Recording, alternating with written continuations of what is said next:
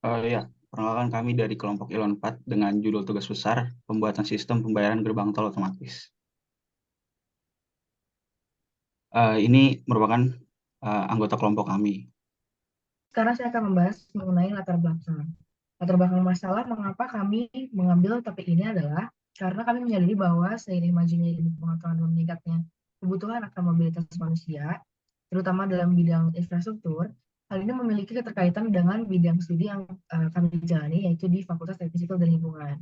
Nah, sebagai mahasiswa yang nantinya akan menjadi lulusan dari prodi terkait, maka kami dituntut untuk terus berinovasi dalam membangun infrastruktur yang ada.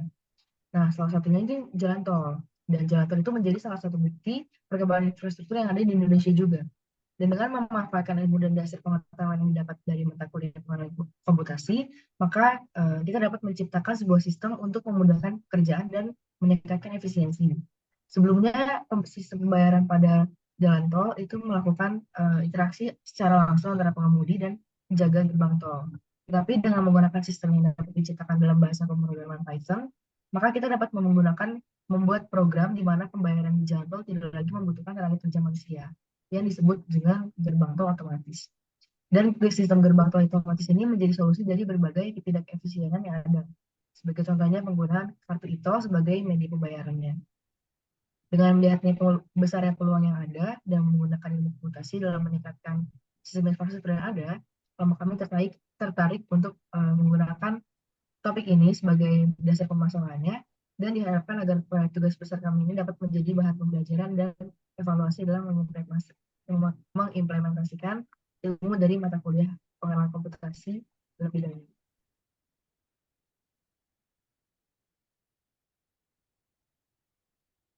Jadi di dalam program yang kita buat ada dua permasalahan, yaitu pertama pada sensor kartu dan pada sensor kamera.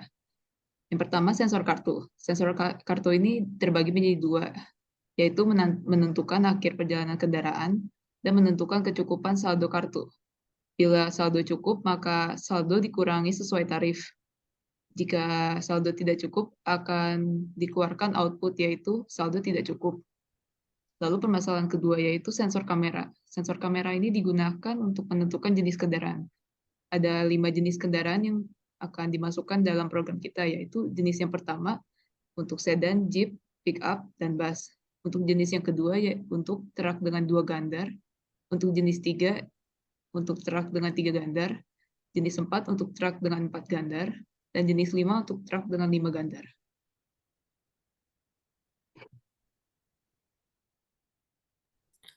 Selanjutnya, deskripsi program dalam pembayaran jalan tol memerlukan beberapa data input yang akan menghasilkan sebuah data output. Data input yang pertama dan yang ketiga merupakan data yang digunakan untuk menentukan besar biaya yang harus dibayar oleh pengendara, yaitu data gerbang tol awal kendaraan, gerbang tol akhir kendaraan, dan jenis kendaraan. Sedangkan data saldo e-tol awal digunakan untuk menghasilkan output yang akan keluar. Output yang akan keluar yaitu kecukupan saldo e-tol. Jika saldo e-tol cukup, maka output yang akan keluar yaitu biaya yang harus dibayar dan sisa saldo. Sedangkan jika saldo awal tidak cukup, maka output yang akan keluar yaitu pernyataan bahwa saldo tidak cukup. Untuk flowchart pada uh, pintu awal tol itu mobil tiba di gerbang tol awal, lalu data gerbang tol awal dimasukkan ke kartu saat tap e-tol, lalu mobil pergi dari gerbang tol awal. Program selesai. Lalu untuk pintu penutupnya, mobil tiba di gerbang tol akhir, lalu data gerbang tol awal diambil saat tap e-tol, kemudian jenis kendaraan diambil. Lalu harga didapatkan, data saldo dapat diambil saat tap e-tol. Jika saldo cukup, bayarkan harga e-tol, lalu tampilkan harga bayar, dan sisa saldo e-tol, lalu pintu gerbang tol terbuka. Program selesai. Jika tidak, saldo Anda tidak cukup pada saat tampilan program. Lalu program selesai. Nah, sekarang kita ada di bagian algoritma.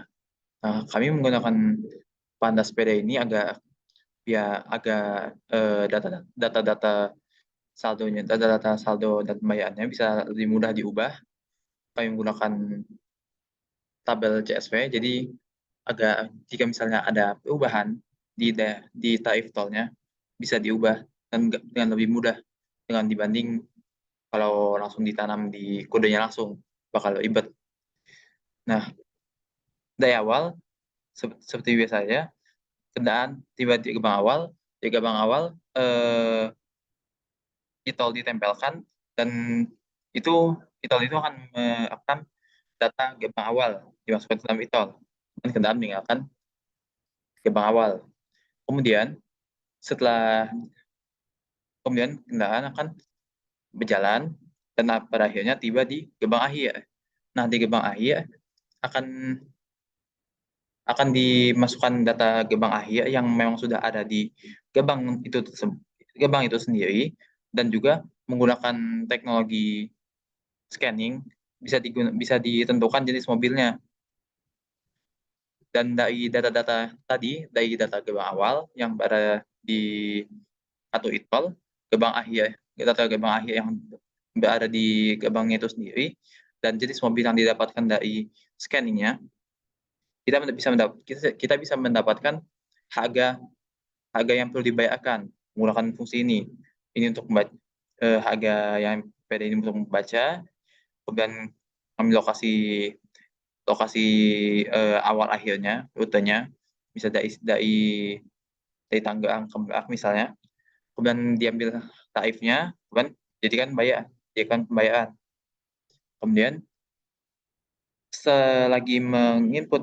selagi mengetap kartu e-tol juga, diambil juga jumlah saldonya ada berapa. Kemudian dibandingkan antara saldo dan tarif yang dibayar. Jika saldonya lebih kecil daripada bayarannya, akan ditampilkan message berikut. Maaf, saldo Anda tidak cukup, karena saldo tidak cukup. Dan kalau begitu, pintu gerbang tentunya tidak akan buka.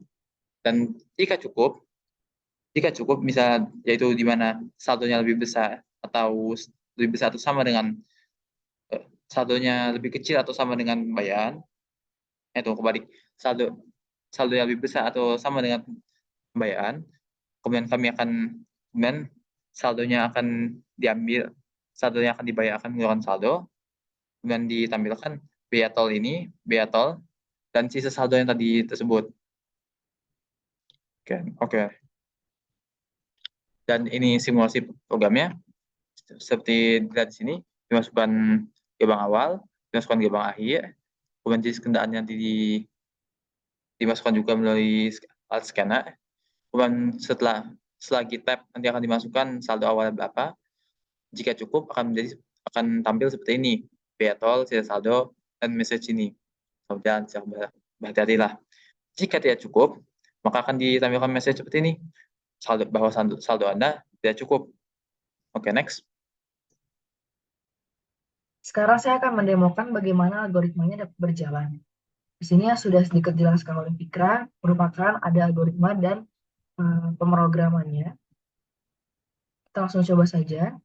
Perlu diingat bahwa perlu dimasukkan data tarif tol.csv sebagai data Excel sheets yang kita gunakan sebagai data dari harga di gerbang tol yang dimasukkan di program algoritma ini. Di sini saya sudah masukkan tarif tol.csv-nya dalam Jupyter. Lalu kita coba run. Sebagai contoh, kita menggunakan gerbang awal yaitu gerbang tol Cikupa dan gerbang akhir Merak. Jenis kendaraannya saya akan menggunakan golongan 1, yaitu go_i besar. Setelah saldo awalnya saya masukkan 20.000. Lalu tertera, maaf, saldo Anda tidak cukup. Hal ini berarti harga yang harus dibayarkan itu melebihi dari saldo yang kita miliki. Kita coba lagi jika gerbang awal masih sama, Cikupa, gerbang akhir Merak. Jenis kendaraannya sama, golongan 1. Lalu saldo awalnya sebagai contoh adalah 100.000. Karena biaya tol yang diperlukan itu 41.000, maka sisa saldo yaitu hasil pengurangannya 100.000 dikurangi 41.000, yaitu saldo dikurangi biaya, serta dapat kita temukan output berupa tulisan selamat jalan, berhati-hati. Selanjutnya itu ada inovasi masa mendatang. Selain hal-hal yang sudah ditentukan oleh kelompok kami sebelumnya, yaitu latar belakang, dekomposisi masalah, dan lain sebagainya, kami juga menemukan ide bahwa kami bisa meningkatkan inovasi di masa mendatang terkait dengan permasalahan yang telah kami pelajari. Saat ini, teknologi yang digunakan dalam GTO ini dinilai sudah modern dan meningkat dari sebelumnya. Tetapi perlu kita sadari bahwa ide dan inovasi baru terus dibutuhkan untuk meningkatkan teknologi yang sebelumnya sudah ada, menjadi lebih baik lagi. Berdasarkan apa yang kami pelajari dan kerjakan, kami menemukan sebuah pemikiran atas inovasi yang bisa jadi diterapkan di masa mendatang. Contohnya, penggunaan kartu e-tol yang sekarang dijadikan sebagai alat pembayaran di GTO menjadi solusi yang lebih baik ketimbang penggunaan uang cash sebelumnya. Namun, penggunaan kartu e-tol juga memiliki berbagai kekurangan, seperti misalnya saat kartu e-tol menjadi tidak efisien ketika saldo kartunya habis dan pengguna tidak bisa mengisi ulang saldo ketika tidak bisa menggunakannya, ketika tidak bisa mendapatkan toko untuk mengisi saldonya. Alhasil, banyak kasus di mana pengguna jalan tol yang kekurangan saldo harus meminjam kartu pengguna lain atau lebih parahnya lagi menyebabkan kemacetan. Kami memiliki ide untuk menggunakan alternatif lain sebagai cara untuk mendeteksi jarak, jenis, dan golongan kendaraan, serta saldo yang harus dibayar. Contohnya, ketika kendaraan yang hendak melewati gerbang tol otomatis dapat ditandai dengan alternatif seperti barcode atau chip yang dapat dideteksi langsung oleh gerbang tol otomatis. Dengan cara ini, waktu yang diperlukan untuk kendaraan melewati gerbang tol otomatis dan melakukan pembayaran akan menjadi lebih singkat, dan juga barcode atau chip yang ditempelkan di kendaraan haruslah sudah diprogram sebagai alat pembayaran yang dapat dibayarkan secara online dan real time dengan dompet elektronik maupun kartu debit dan atau kartu kredit. Jika saldo kurang, pengguna tetap bisa melewati gerbang tol otomatis, namun akan mendapatkan tunggakan biaya yang harus dibayarkan atas kredit yang dimilikinya. Tetapi jika pengguna jalan tol ini memiliki saldo yang cukup, maka akan mengurangi dari saldo yang sudah ada. Dan dengan menggunakan sistem pembayaran tersebut, kami berpikir bahwa pengguna jalan tol dapat melewati GTO dengan lebih cepat dan tanpa hambatan, juga mencegah adanya kemacetan dalam gerbang.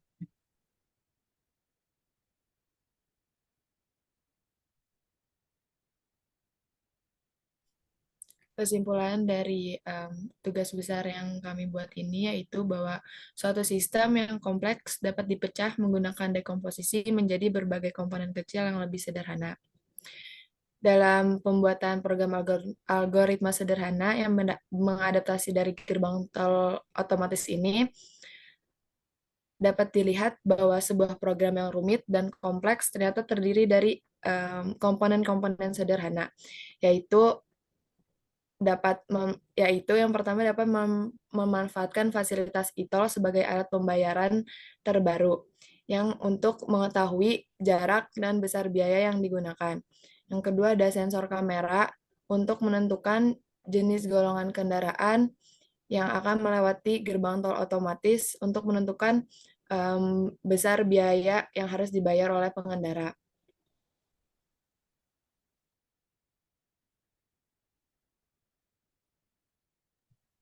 Lesson learn atau pelajaran yang kita dapatkan dari pembelajaran program ini.